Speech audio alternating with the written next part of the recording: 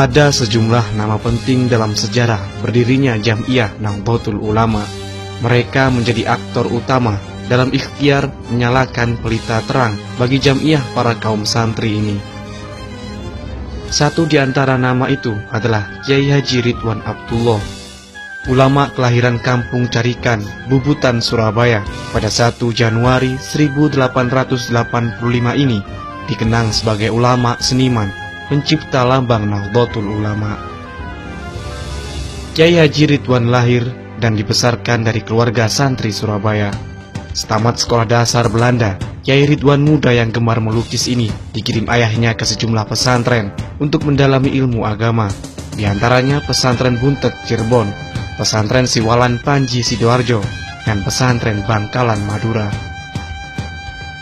Setelah 11 tahun menimba ilmu kepada para alim di bumi Nusantara, pada tahun 1901, Kyai Ridwan muda berangkat ke Mekah dan bermukim di sana selama 3 tahun, lalu kembali ke tanah air. Tahun 1911, untuk kali kedua, Kyai Haji Ridwan Abdullah berangkat ke Mekah dan tinggal setahun lamanya di sana. Sepulang dari Tanah Haram, Kyai Haji Ridwan Abdullah bergabung dengan berbagai gerakan kebangsaan di kota tempat beliau tinggal. Bersama Kyai Haji Wahab Hasbullah, Kyai Ridwan aktif dalam aktivitas Madrasah Nahdlatul Wathon yang didirikan pada 1916 dan Taswirul Afkar pada tahun 1918. Perjumpaannya dengan tokoh-tokoh kaliber semacam Hos Cokro Aminoto, Soekarno, Dr. Sutomo, dan para cerdik pandai yang lain menyuburkan jiwa nasionalisme yang ada dalam batinnya. Lewat Jam'iyah Nahdlatul Ulama yang didirikan pada 31 Januari 1926, Kyai Ridwan Abdullah berjuang untuk menegakkan agama, menentang kolonialisme, sekaligus mengikhtiarkan kelahiran Negara Kesatuan Republik Indonesia. Peran Kyai Ridwan Abdullah dalam masa awal pendirian Jam'iyah Nahdlatul Ulama dicatat tebal-tebal dalam historiografi NU. Beliaulah yang menciptakan lambang NU yang kini menjadi panji-panji kebanggaan organisasi dan warga Nahdliyin di seluruh Nusantara. Setelah Jam'iyah terbentuk dan anggaran dasar organisasi dibuat, para kiai memasrahkan tugas membuat lambang NU kepada Kyai Ridwan Abdullah agar pada muktamar kedua yang dilaksanakan 9 Oktober 1927, NU sudah memiliki lambang.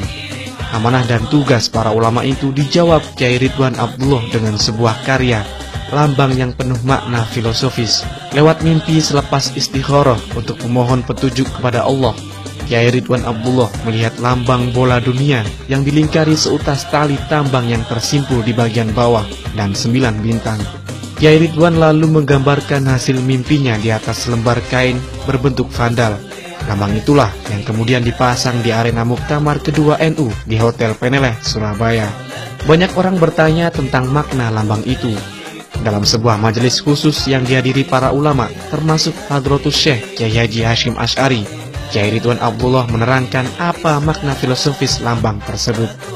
Di hadapan para ulama yang ada di situ, Kyai Ridwan menjelaskan bahwa gambar bola dunia atau bumi di situ adalah simbol kedirian manusia sebagai makhluk yang terbuat dari tanah dan akan kembali ke tanah. Tali yang melingkari bumi menggambarkan ukhuwah Islamiyah dan simpul di bawahnya melambangkan persatuan. Untaian tambang yang berjumlah 99 menyimbolkan Asmaul Husna.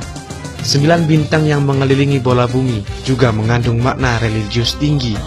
Bintang utama paling besar di atas bola bumi melambangkan Rasulullah Muhammad SAW, dan 4 bintang di kanan kirinya menyimbolkan para Khulafaur Rasyidin, yakni 4 sahabat terdekat Rasulullah Muhammad SAW. Sedangkan 4 bintang di bawahnya adalah penanda kesetiaan NU terhadap mazhab yang 4. Sementara keseluruhan bintang yang berjumlah 9 melambangkan Wali Songo penyebar Islam di bumi Nusantara. Kaligrafi Arab bertuliskan nama Jam'iyah Nahdlatul Ulama yang melintasi bola bumi adalah inisiatif Kyai Ridwan sendiri yang tidak termasuk dalam mimpi beliau setelah istikharah. Lambang NU yang diciptakan Kyai Ridwan resmi dipakai oleh Jam'iyah Islam terbesar di bumi Nusantara ini hingga hari ini. Kyai Ridwan aktif sebagai awan dalam jajaran Suriah Hufbestur Nahdlatul Ulama atau pengurus besar Nahdlatul Ulama periode pertama. Bahkan rumahnya juga digunakan sebagai kantor HBNU di masa itu.